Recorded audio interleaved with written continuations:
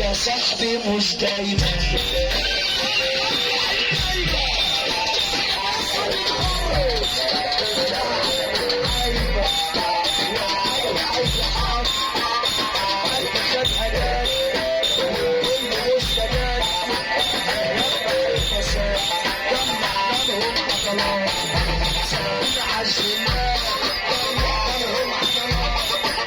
طب بص بقى يا جدعان، صلى على النبي اولاد البلد.